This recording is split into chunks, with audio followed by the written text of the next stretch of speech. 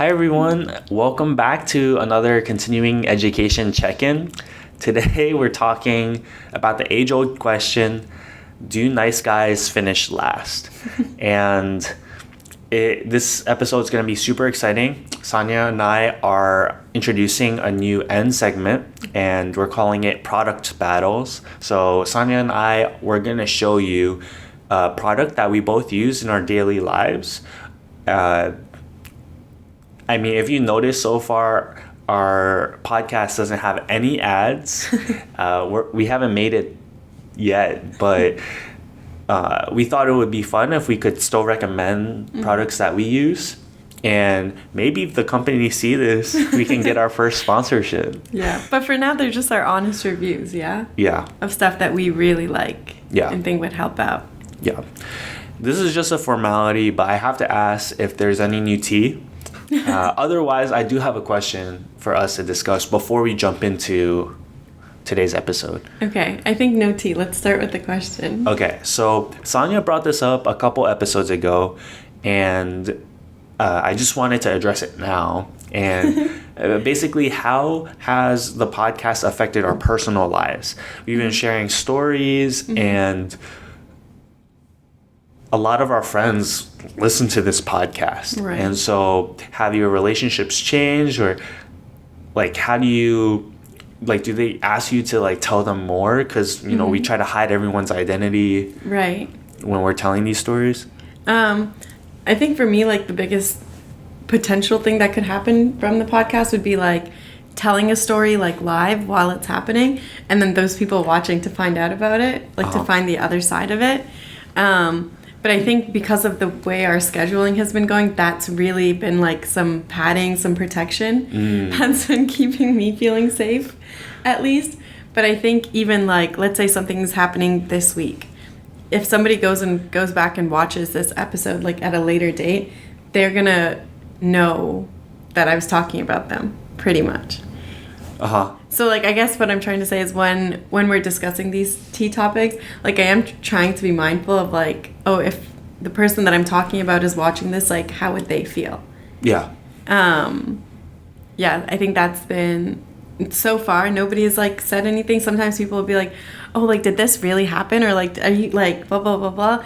And, you know, I'll try to tell them. But I think, Ethan, not as much as you've been getting questions and people prying to get more information out of you. Yeah, a little bit. And just like to your point, I think Sania and I, we're both trying to be really mindful about what we say about other people. Sometimes it might not seem that way, but we're trying our best not to talk down on anyone. Yeah. We're trying our best to, like, when we share a story, for it to have some purpose and teach something. So yeah, we just want to make that clear. And then I think for me, people will make like some comments, they won't ask a lot. So like some of my old friends back home in New York, they'll text me and they'll say, oh, I'm sorry that you got breadcrumbed. Right. Or I didn't know that you break girls' hearts. And then yesterday, I was talking to my mom on the phone, and I was telling her how over the weekend I was babysitting. Okay. And I was pushing a stroller with a 1-year-old. Okay. And I was just telling her that it was like a really special feeling. Okay. And she's like, well, like, why is it special? And I was like, well, it was cathartic, and I kind of felt like it gave me a feeling of what it would be like to be a dad. Okay. And like knowing that I would do anything I could to protect that baby. Child. Right. Okay. And just wanting what's best for him. And then my mom's like, oh, are you, is there something you're not telling me? And then at that point, I knew that she's probably listening. Okay. And the funny thing is, when we started this podcast, I was almost 100% sure my mom was not listening. Right. Because she never, like, questioned. Like, I talk to my mom almost every day. Right. And she would never, like, bring up anything about the podcast. And then yesterday, so a little bit later yesterday, she was like, "Oh yeah, I've been listening to your podcast, and like, are there things you're not telling me?" And so at that point, I was like, "Okay, like, where are you in the podcast? Because Right. everything is like in the past." And Oh, she was right. like, "Oh, I heard about Valentine's Day." Okay. So I haven't told my mom about Houston. I haven't Right. told my mom about Roaster. Okay. I haven't. My mom knows about breadcrumbs. Okay. And I think for me, I just didn't want to tell my mom because the last time I told my mom about a girl, Yeah. my mom kept asking me every day. Yeah. And so I was like, I'm going to wait until things get really serious and then tell her. Right. But now with this podcast, I don't know if she realizes that she can keep up to date by listening. Okay. Mm-hmm. I guess we'll have earned a loyal follower. But I think there's going to be more questions. Yeah. Yeah. Yeah. Even your mom has put input Yes. for this podcast, right? Yeah, she always adds her 2 cents. And like a lot of the stories that I'm discussing, okay, so like I do tell my mom about typically every single, relationship or thing that I'm talking about on here. Wow. But maybe she won't know all the gory details. Like I don't want my mother to be worried about the things that I'm going through if they're not as nice. Uh-huh. Like she will know, she knew that email cheater existed. Uh-huh. She warned me to stay away from him. But she doesn't know that I didn't listen, basically. Uh-huh. So I think when she starts watching this, and I think, the timeline is like the biggest thing. Because, it could be helping us, but it also could be working against us. They could be asking us about people and that aren't even relevant anymore. Today is present date. But that's an easy answer for us. Yeah. It's not that bad. So far, I guess the part that it could be affecting is if the people that we're talking about are not happy with us sharing those stories. Because I think in our personal lives, at least in our friend groups, people will know who, even if we're not taking names, people know who we're talking about. Yeah. But yeah, like Ethan was saying, we're trying to do it in the most respectful way, and only if there's a lesson to be learned. Yeah. Yeah, definitely. That's a good way to put it. Mm-hmm. I've had this question from my friends, and they will ask if we're ever if we ever start dating people. Mm-hmm. Are we gonna talk about those people on this podcast? And to be honest, we kind of have, right? Yeah. Or I guess maybe they're asking people who are our boyfriends and girlfriends. Okay. So when it gets a little more serious. Yeah. Are we still gonna be talking about it? I mean, I think so. I think that if it's a healthy, good relationship. Yeah. We'd love to share that with people. Yeah. And then if it's not so healthy, we'd love to find out. Yeah. To be honest, I say that as a question. Yeah. But I already knew I'm gonna be talking about it. Yeah. So I think same for me. Yeah. Not because I'm just so open and I can't keep anything private, but more so because I think it's productive to share that stuff. Mm-hmm. And obviously I would talk to, with most people, I think I'll say it like this. Anybody that I've been presently talking to, any story that I'm saying that's currently going on, I have talked to that person before I bring them up on the podcast. So I've given them a heads up, hey, I'm doing this podcast, just an FYI, sometimes your name does come up, but it's you have a code name. Here's your code name, but yeah, because obviously other stories that I'm sharing that are from 2 years ago in school, maybe I'm not giving that person a heads up because it's just old. It's not actively going on. But if I am talking to someone, and I'm hey, heads up, just so you're aware that I am talking about this. Okay. Yeah, just so that they feel involved and included, and they don't feel I'm violating their privacy or anything like that. Okay. Yeah. That makes sense. I probably need to start doing that. Yeah, but they got really unhappy with me, this person that I was talking to, because they were watching episode 1, which is about email cheater, and I was no. It's the timelines are a little bit mismatched. Are you talking about serial dater? I was talking about serial dater, yes. Oh man, okay. So he was a little bit upset. He was oh, you're just talking about it present tense, and I was it was present tense. But yeah. Yeah. So. And I don't know. I don't know if we should give a hint to the audience, but we just released episode 10. Right. We're way past that now. Yeah. So if you're watching this and you think like this is happening right now, it's not. Yeah. And I don't know. I think for the most part, like you said, it's better that way. Mm-hmm. Yeah. And I mean, I'm sure someday that we are going to catch up. And this will be live. If people want to know, like, the live, like, tea, it will be live at some point. But then you also have to watch it live. Yeah. I think Sania and I, we would love to do a live show at some point. And so, I don't know. Keep watching and maybe we'll get there. Yeah. Okay. So, we're going to dive into today's topic.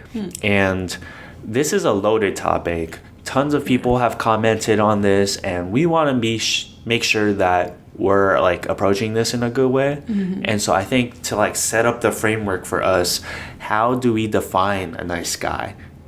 Just so we don't offend anyone and we know exactly what we're talking about. Oh, wait. I'll save it for later. No, what is it? So, okay, this is so weird. But I made you something. You made me something? Yeah. Is it food? No. It would be like kind of unprofessional to eat food here. But I made you a bracelet. Oh my God. I think this one. I forget. One is... Oh my gosh, these are our colors. Wait. Oh, this one is yours. Yeah. Oh my gosh, guys. Can you guys see it? Continuing ed? Yeah, no, I think we need let's put it on. Oh, these are so cute, Ethan. And then we'll take a picture. And then we'll slap a picture on screen. Yeah, definitely. Yeah. Oh, these are so cute.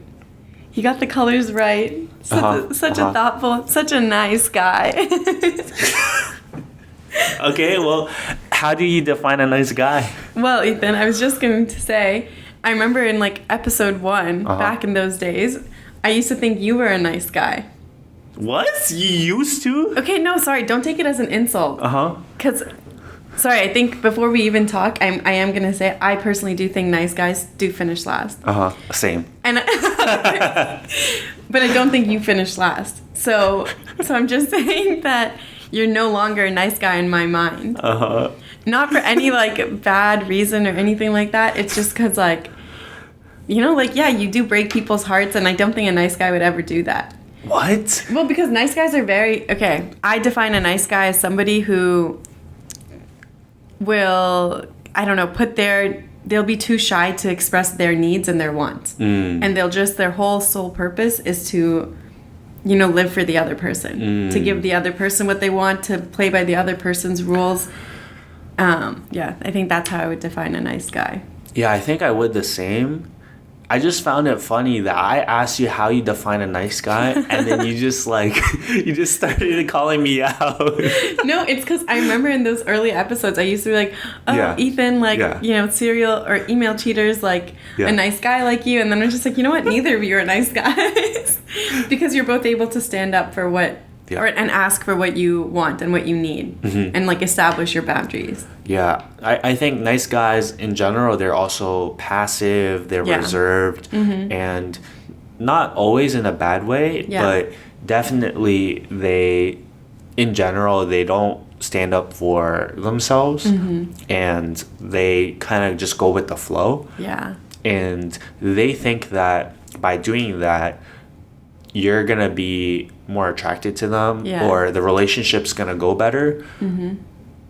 Maybe not relationship, but friendship is going to go better because you're so accommodating and so flexible.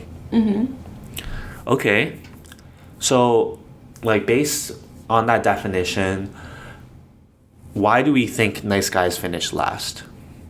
I mean, I think it's just what you were saying, that they're just so accommodating and so, you know, like, because you don't feel like you're with another person who's like an equal, right? When you want a relationship, I think in terms of like a friendship, you know, nice guys are great to have around because they're so giving and they only care about you, and like, you know, they'll do whatever you want in the way that you want it. Yeah. Without asking for too much in return. But I think in a relationship, it gets really like, it's not a nice feeling to have somebody be that overwhelming almost and do that much because in a relationship you want two people that are equal. Yeah. So like you do need the other person to be able to like express what they want and what they need and like have boundaries. Like they're also allowed to ask for things. Yeah. And they never do, I think. Yeah. I think in modern dating, everyone or most people kind of buy into the idea that a relationship is going to make both people better. It's going to benefit the both of you. Mm-hmm. And inside like that kind of thinking, a guy who is in a successful relationship is going to be challenging you to be better. Right. And recently I've been thinking a lot about a different type of relationship or approach to dating where it's not just about the two of you benefiting and growing and getting better. There is that aspect, but I'm thinking about like a relationship where as a couple you also like benefit the people around you. Oh. And it's not just about you guys, but how are you like a blessing to the community? Okay. And so like it's the same thing though. Like a guy in that kind of relationship is taking initiative and caring for people and but in a way that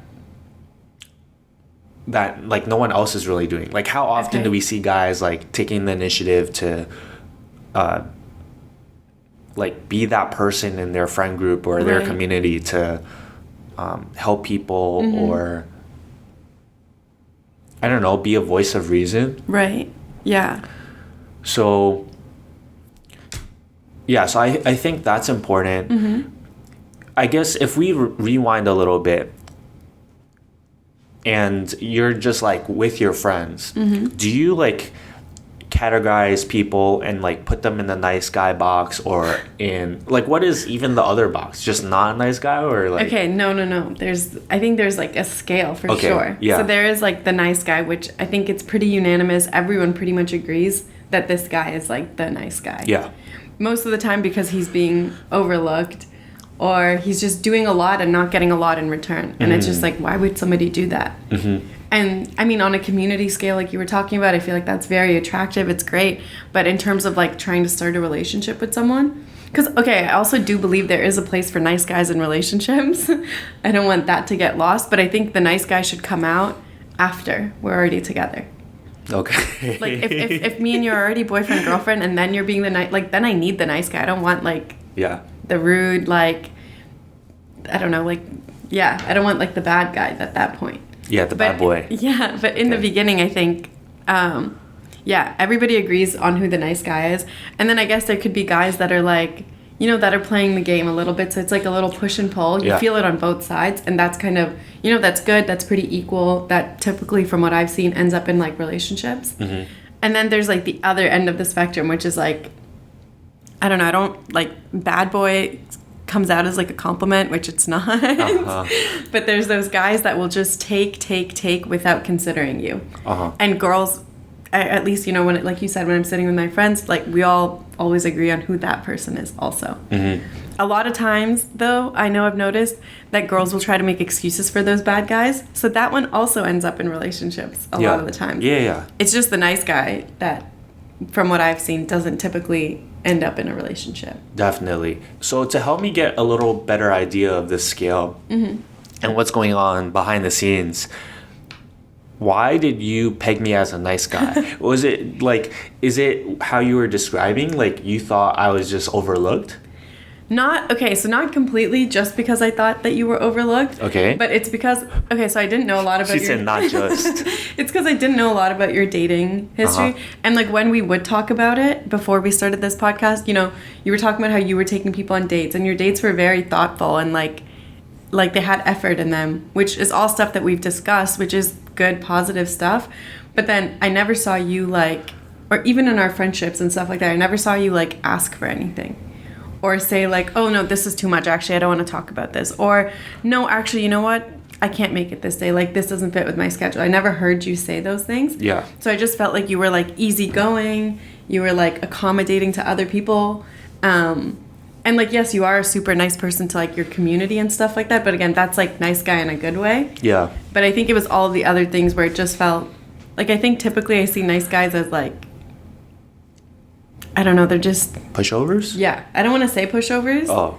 Because it Okay. sounds not that nice. Don't worry, I said it.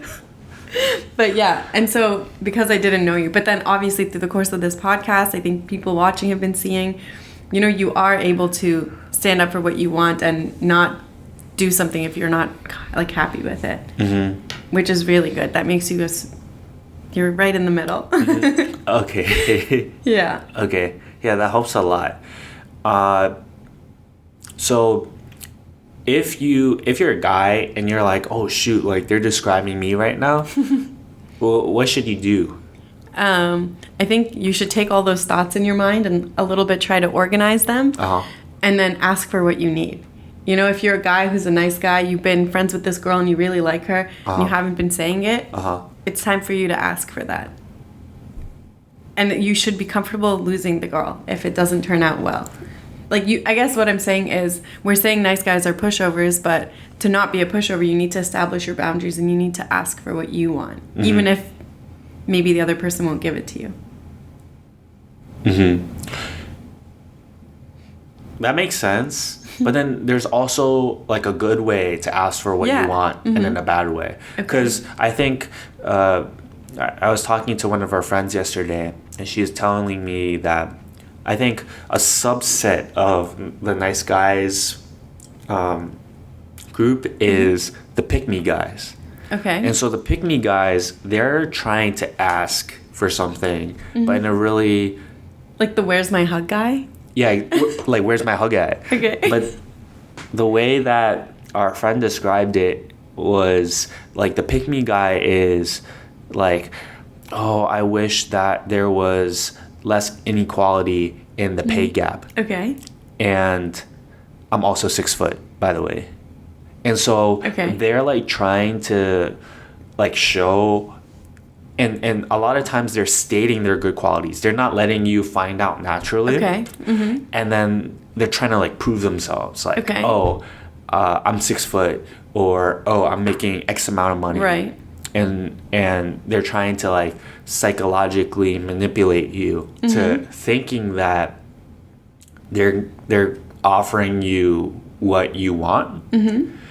But it's such a beta move because it's not really making the first move. In that situation, they're just hoping that the girl's gonna like act first based on what he's saying. Exactly. Okay. So that is not a good way to do something about it and say what you want. I think what Sania is saying is, if you want to pursue a relationship, to be direct and just have an honest conversation about it. Like, ask for what you need. Yeah. Like, in general. And, you know, in your friendships and especially in relationships, if you want to start that relationship with someone, like, just ask for what you need. Or if somebody's asking for too much, like Houston was asking for good morning text, and that was too much for you. So you're allowed to say no, you know? So, like, have your boundaries and be able to communicate them in a good way. Yeah. Yeah, and so to give you guys an example and give you guys an idea, so there's a girl that I've had a crush on for a while. Yeah? Yeah. And, I know her? You don't know her. And what you mean? I'm finding out with you guys. You know very few girls that I know. Ethan's clearly dating around more than he leads us to believe. Dating around? So I met her playing volleyball. Oh shit! I hope she doesn't listen to this. She won't. But so like recently, I've been thinking, okay, should I make a move? Should I not? And for us, like, things are not complicated yet because I haven't known her for very long. Like, when I met her, like, we had some conversations here and there because we're just playing volleyball. Right. And so I think I could just say, so I'm putting myself in your shoes, and so how would I make that approach? How would I ask for what I want in this situation? And I think what I would do is I would wait until I see her again, and just ask, hey, I think you're really cool. Can I take you on a date sometime? It can just be as simple as that. Okay. I don't have to make things complicated. She can say no, and we go our separate ways. Right. But you guys still play volleyball together, right? So would it be awkward if she said no? No, I actually don't play a lot with her. Okay. Yeah. So I've played it with her in the past. My friend told me that if there's an extra spot tomorrow, he would invite me. So I'm like hoping, right, that a spot opens up. Everyone say a prayer for me. But I don't know, like, I think even if we did see each other regularly, like maybe we were playing on the same team or something. Right. This kind of goes back to what we've hinted about on this podcast, but it's really up to me whether or not I let it affect our friendship. Okay. And we're not like super close friends, but I can be awkward about it. If she rejects me, I could, like, it's up to me, right? Whether or not we stop talking or not. Okay. So, yeah. So I think part of not being a nice guy, because I think following like the logic, nice guys in that situation, if they get rejected, they're just kind of gonna shut down. Yeah. But you need to have that mentality where have an abundance mentality. Yeah, there's like plenty of fish in the sea. That doesn't mean like you just go crazy and like just start shooting your shot with anyone. Yeah. But when you get rejected, that's not the end of the world. Rejection is redirection. And yes, so definitely. It's hard for me to say that because I don't always believe that personally. Yeah. And it feels sad, like when it is happening live, but I think afterwards, once you get through it. Yeah. And I think a lot of times, nice guys in those situations, Ethan, could also pretend like they're okay with that answer and be like, oh, but I'll still be your friend. And still do all of those same things and like stick around, which is just something that's hurting them because they're not with that girl in the way that they want to be with that girl, you know? Okay, so you're saying something a little different now. You're saying that when a guy gets rejected, he'll stick around and be friends still. Yeah. But then maybe that's not the best thing for him. Yeah. I don't like, you know how you described it? You said, oh, it's not a big deal if she says no. Like, it's okay. Yeah. But I think a nice guy, because he likes her, I don't know if he thinks he'll convince her with his niceness, or maybe he just likes her so much that he's just like, oh, I just want to be around her. Yeah. And even though she can't give me the place that I want and that I think I deserve, I just still want to be around her. So he's thinking more about her. And he's thinking, in that scarcity mindset that, like, she's the only one and blah, blah, blah, blah. And so I feel like a lot of times nice guys, when they get rejected, they stick around. Yeah. Okay, so if you're a guy, you're watching this, if you think you still have feelings and you can't get over her, there should be space between you. Otherwise, you're going to get screwed. Because the feelings are just going to come back. And as much as you try not to make a move, your desire to make a move is going to make things uncomfortable. Yeah. But then also, you don't want to make a move after that. If you've already tried, the only way anything can happen in the future is if she makes the move first. And we've talked about this. Yeah. You're setting yourself up for failure if you're like trying to like force something to happen when she's not ready. And so I guess in the case that I'm talking about, you really have to be okay just being friends, not knowing that there's no future. Like that's the way that you move forward. Yeah. And 100%. Yeah, that's the only way like you can keep being friends. Okay. And I think for us right now,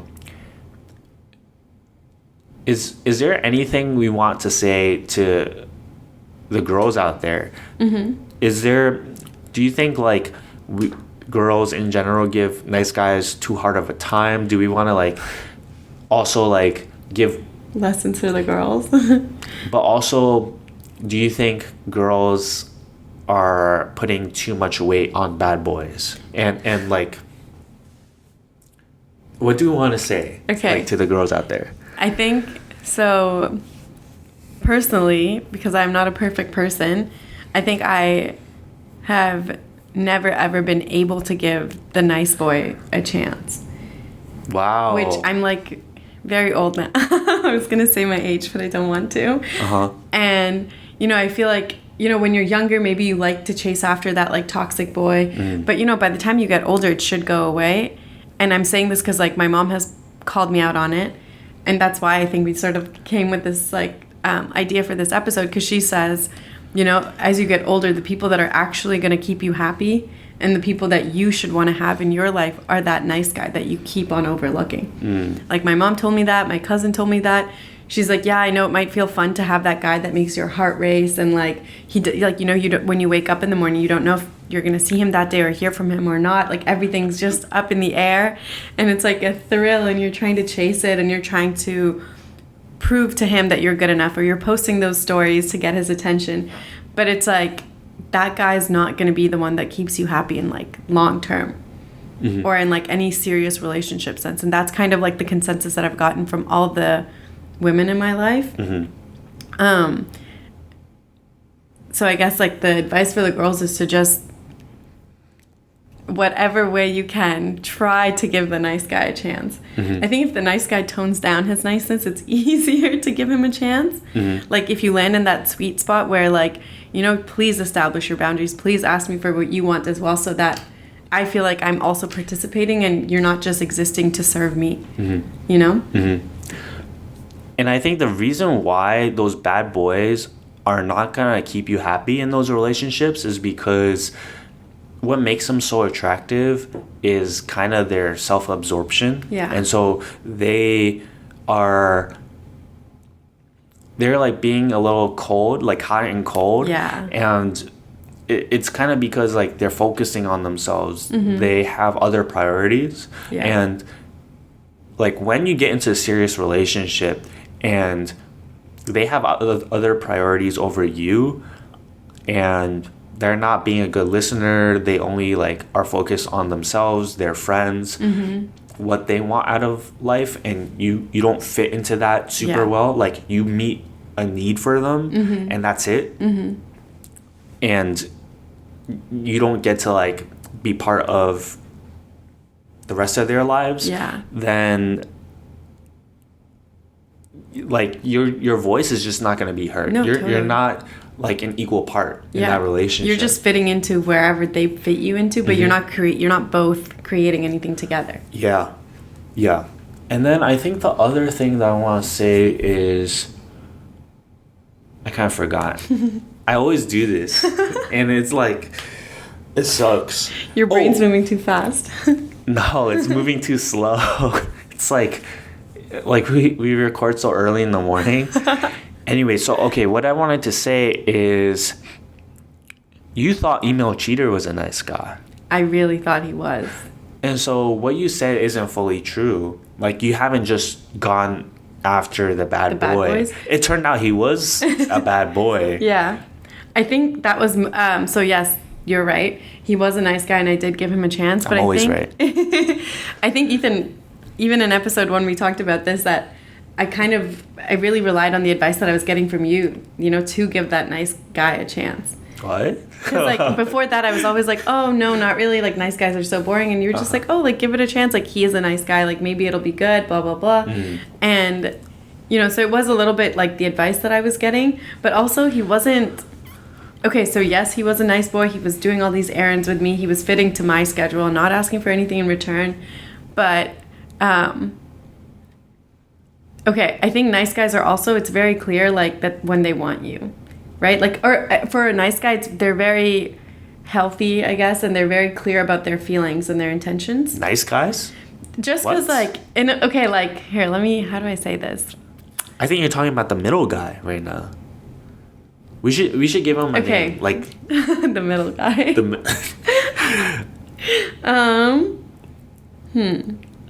Like, I guess what I'm trying to say is with Email Cheater, I never knew where his head was at with me. And I think that, brought my mind back to that toxic kind of cycle of like, oh, like, am I going to see him before I go back to Canada? Like, I have no idea if he's going to text me before I leave.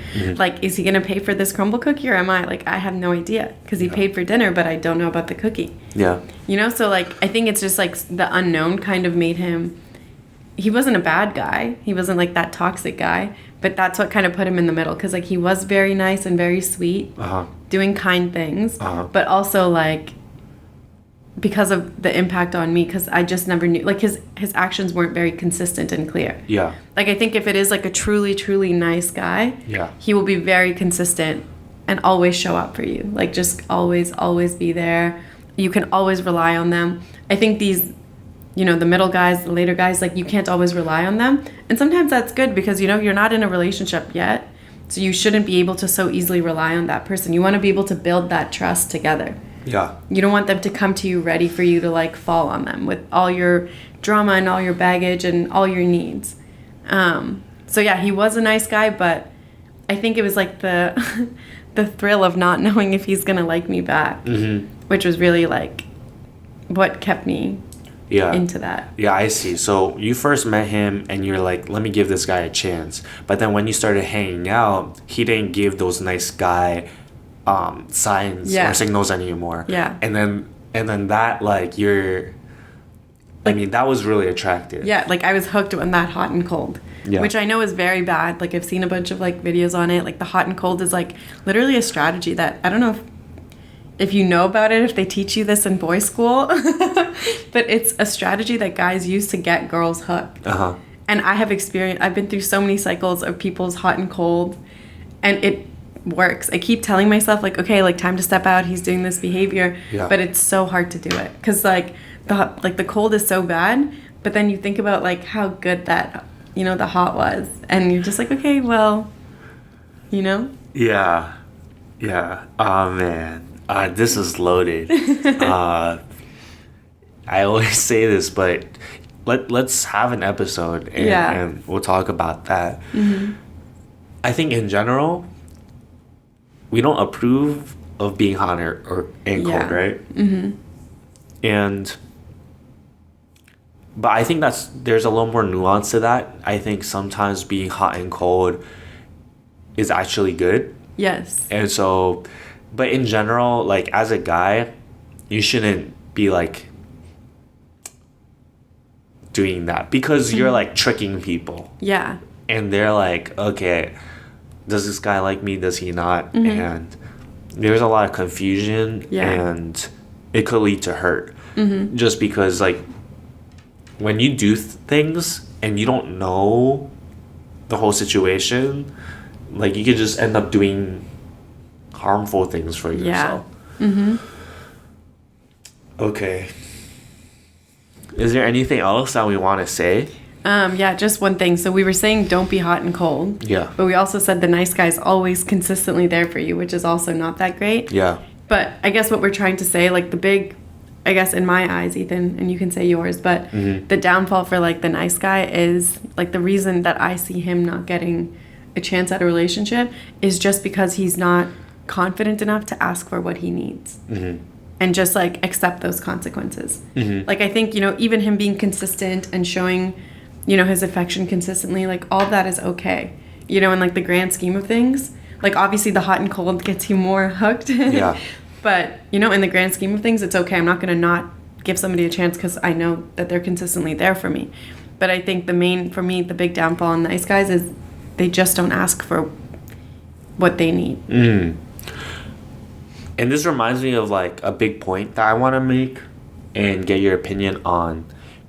But I think the whole reason why this is such a big deal to people and why nice guys often do finish last is because I think when girls are looking for a partner, they want someone, like, beyond the superficial things. They want someone who will protect them. Yeah. And make them feel safe. I think that is, like, the key idea. Yeah. And I think when girls are younger, they put a lot of weight on the physical aspects. Yeah. So if the guy is tall, if the guy is muscular, you feel like he can protect you physically. Right. But then I think as women mature, then the physical aspects don't become as important, Right. but then the emotional aspects become way more important. Totally. And so you want a guy, not just physically, but someone who can support you and protect you emotionally 100%. and like spiritually. And so I think nice guys in that second category, they show a lot of times they show a lack of emotional immaturity, or they show emotional immaturity. Okay. And I think because they often don't communicate well, because they don't stand up for what they actually believe in and take initiative, then, and also just be clear, then I don't think it makes a girl feel very safe. Yeah. No, I'm really glad that you brought that up, because that is like the crux of the matter. Because like they could be physically your type, they could be so smart, so nice. Because like I feel like you're right. Girls are looking to feel safe. Yeah. I know that like we're also looking like love should be calm and love should give you peace, but a huge part of where that peace comes from is safety. So like yes, if he's that nice guy and he's like not able to stand up for himself, like I had this incident once. I was traveling with somebody, and we were in like a foreign country, and the desk ladies were like, oh, blah, blah, blah, like we have to charge you guys for your bags. And I was like, what do you mean? Like we bought a round trip. We didn't have to pay for them on the way here. Why would I have to pay for them on 2 flights, like separately, like on the way back? It doesn't make sense. Because I'm like I believe in what's right. So I wanted to stand there and because like we had hours till our flight. Like I was willing to fight. Yeah. But the nice guy that I was traveling with, because I'm used to seeing in his personality traits that he's very, and it's a good thing that he's easygoing, but it's just not a trait that I'm looking for. So he in that situation was very like, oh, like he's like, can you just go sit down? I'll deal with it. Which I was like, oh, like this is great. Like, whoa, cool. Okay. Yeah. I'll go be a girl and like, like let him deal with it. And then he comes back and I was just like, okay, so what happened? He's like, oh, don't worry about it. And I was like, well, what do you mean what happened? And he's like, yeah, it's okay, like we're just in a foreign country and it's maybe not the safest thing to argue with them, and I just paid them. And I was just like, I understand that it's not the safest thing to argue with them, but we're in an airport. There's like, I'm sure there's like, Canadian, American, like customs, like this and that somewhere. Like I didn't feel like that was like a place where we needed to give them what they wanted. And so, yeah, it is true that because you don't see them fighting for themselves, they won't fight for you either in that same way which I know in other people in that situation would have reacted differently. That's kind of tough. I might have done the same thing as that guy. I don't know. Yeah? Well, I don't know. Maybe I'm being too critical, so you can tell me. But it's just like based on what you were saying, like, yes, I want him to emotionally take care of me, but like, yeah, I don't know. Okay, I think in that situation, it depends if he tried. If he actually tried to like argue a little bit and speak his mind, then that's different. True. And I think because I know him, and his personality is very like... I think I know him too. His personality is just very easygoing, and he's very accommodating to other people, which is great. Like, to the greater world in general, like you were talking about, he's like such a blessing. Like, we need more people like him. Like, he's an amazing roommate. He's like an amazing son, brother, whatever. Like, amazing friend. Like, one of the best friends that I've ever had. But... just in this thing, like, because I know his personality, I don't know if he would have tried to argue it. I'm not, like, fighty. Like, I would try to say my piece, and then if they're still saying no, for sure we can pay them. But I just, like, I would like somebody to take a stand a little bit more. Yeah. Okay, this just popped in my head, but I think the last thing that we should talk about that is really important is, let's say you're a guy listening to this, and you're like, oh, everything that Sania and Ethan they're saying really applies to me, and I feel like I'm very passive, I'm very accommodating, I don't know how to take the initiative, and I don't know what I want. Okay. And I think that's a thing too, right? Like, we're saying you should take the initiative and pursue what you want, but what if you don't know? I think a lot of people out there, the reason why they're so accommodating and shy and reserved is because they don't know. They just don't know. And so they just kind of go with the flow. Okay. And then they end up missing out on things. Yes. I think if you are like the go with the flow kind of guy, like maybe, and I'm just talking about my own personal experience, but like maybe you'd attract a different kind of girl. Because like I wouldn't feel that emotional safety if I'm with like a go with the flow guy, because I'm not go with the flow. Yeah. So I would like to be with someone that could stand up for my Yeah. not go with the flow. Yeah, I don't think we should call them go with the flow guys. I think the guy that I'm describing, they're just a little more isolated and they don't have enough experience to really know what they want. Okay. So I think what I would say to the guys who fall in that situation is to try new things. Okay. And I think when you try new things, you're learning to get uncomfortable, which is going to help you so much in life. You're going to, when you're used to getting uncomfortable, you're going to start taking the initiative and fending for yourself. Right. Because no one else is going to do that in a new type of environment. Right. And I'm like trying new things, like trying like a new recipe that you search up online, and buying like different vegetables at the supermarket and you just try to cook it. Yeah. Or trying a yoga class or like an aerial yoga class. My friends did that recently. That sounded super cool. Ethan's gonna do it soon. Maybe once this podcast makes me enough money. And trying things like walking home instead of taking the bus one day so you can explore the neighborhood. But when you do things that are just a little different than what you're used to, you're building a sense of independence. You're learning more about the world. And then maybe you don't like aerial yoga, but maybe you really like bouldering and rock climbing. Okay. And I think when you do that, you just become a lot more attractive, because then you discover your interests. Like maybe you're a great chef. Maybe you're really good at cutting your friend's hair. And you wouldn't know unless you tried. But once you've done these things, now you're just more attractive because you've seen more of the world. You kind of know like what you want. Yeah. And that'll help you in your relationship. Yeah. So that you're not that confused person. Because you're right. If you don't know what to communicate, you can't communicate it. Yeah. So that's a really good point. And I think a lot of people are like that. A lot. Okay. Yeah. Great. Do you have anything else? No. Okay. So today we have a new segment. We're calling it Product Battles. And so the reason why it's a battle is because we need you to drop a comment below. So if you're watching on YouTube, drop a comment below on whose product is better between me and Sania. And then if you're on Spotify, there should be a poll option that we can enable for you to vote. So I don't really know how it works, but maybe if you scroll down or something, there will be like a question that you can vote on. So try that out. Otherwise, it's not going to be a battle. This is just going to be like a product showcase. Yeah.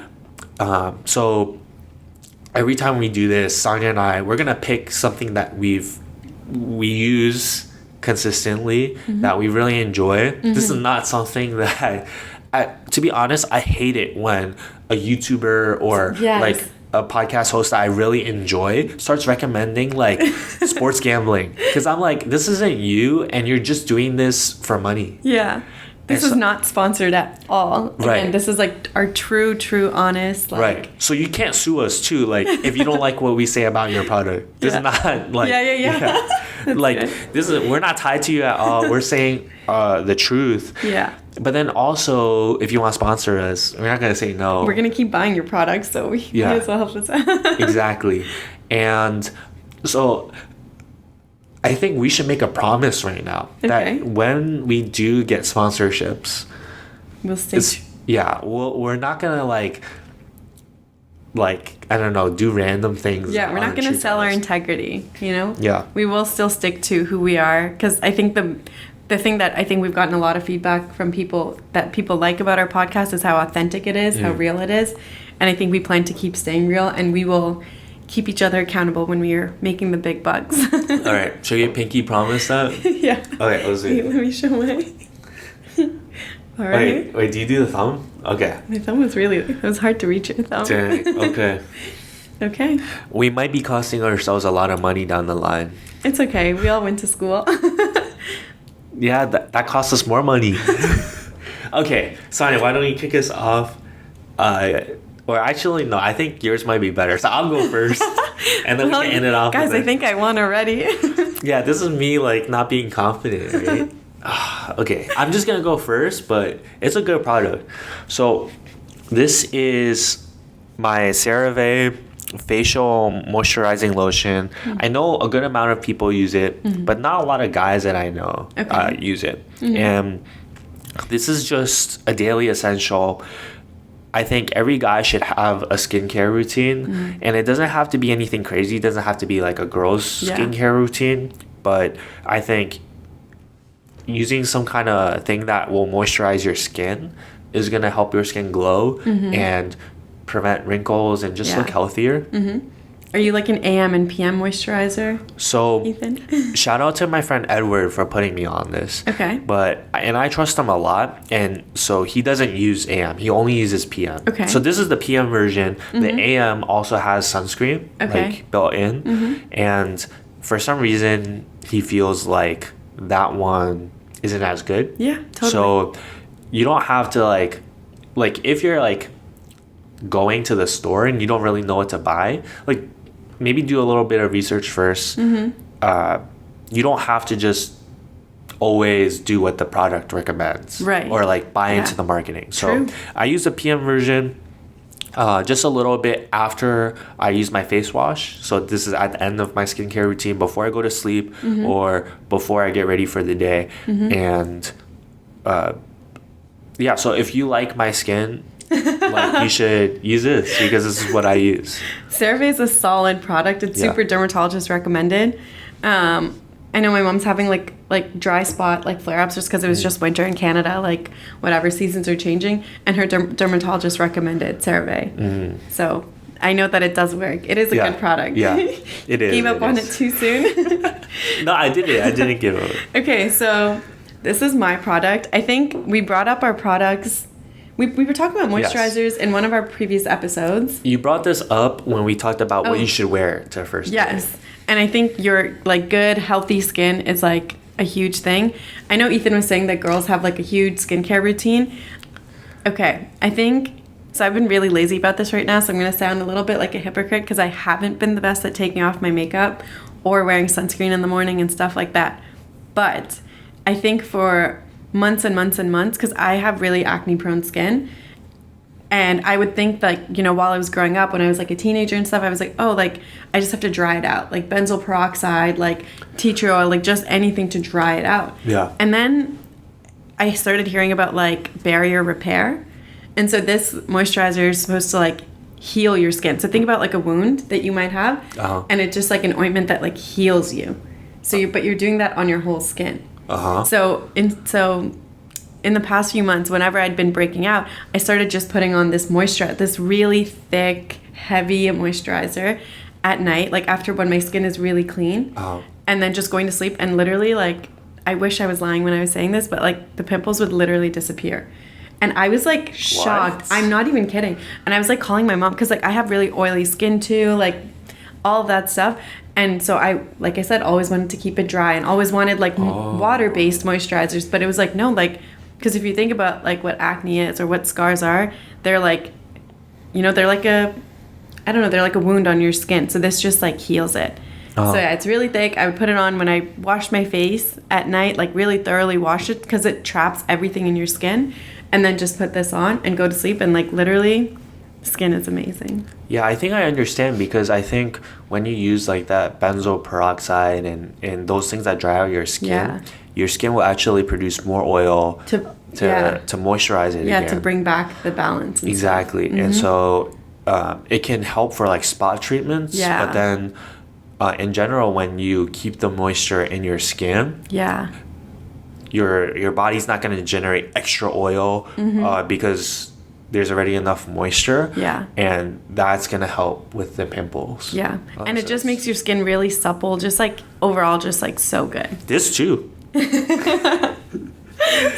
Okay. Oh, so you can get this like at any pharmacy, this is literally, or like dude, Target? Okay, so I ordered my first bottle because I think I saw a TikTok about it like a year ago or like a few months ago, and I ordered it from like Revolve or something just when I was adding a bunch of random stuff to my order, and I finished it. Like, it was empty. I was traveling with it, and I was like squeezing the last little bit out of it, and my friends were like, you should throw this out. It's empty. And I was like, no, I need it. And then I went to Sephora to try to go get it. And turns out this is a drugstore moisturizer. Wow. And I did not know that. Okay. Because, like I said, I ordered it online, so you could get it at, like, CVS and stuff. My friend picked this up for me, and, like, yeah, CVS has it. Okay. I got this at Target, so, okay. So they're pretty equal. Yeah. So CVS and Target, you can also sponsor us, because we just we just helped you out. Yeah, actually. Actually, I don't know. Does that even make sense? So vote down below which one you think is better. Maybe it's a tie. I don't know. Yeah. Can guys use this too? Yeah, 100%. Oh, interesting. It's just I'm very like pro barrier repair creams. Okay. And I'm sure this is probably like. How expensive is yours? Because maybe I can win on that. I think, no, so I didn't, the first time I bought it was part of a really large order, so I don't remember. And the second time I usually never ever empty out any of my products. Like, I think I've had, like, makeup from, like, like 3 years ago that's not empty. This one I ran through. And my friend bought it for me, so I have no idea. But I'm thinking, like, 15. Okay, dang. Something. That got ran through. Yeah. Okay. How expensive is yours? It's, like, around 10. Okay. Maybe a little less. Okay. But both of them are, like, PM. You can put on in the morning, but it's very thick, so, yeah. This is not that thick. Okay. All right. We'll just wait for you guys to vote. Yeah. Thank you all for tuning in. I'm actually like really happy for us. We haven't had to put on our rose tinted glasses in a while. We're healing. Yeah, maybe. Yeah. Until the next thing happens. But thank you all for tuning in. We really appreciate everyone who watches, and we hope that you're getting something out of this. Yeah. We really hope that is right now, that is the only reason why we're doing this, because we're losing sleep, we're making no money, and our views are a little iffy. But like, someone out there, like, if this is helping you, this is worth it to us. Yeah. 100%. So with that, we'll catch you next time.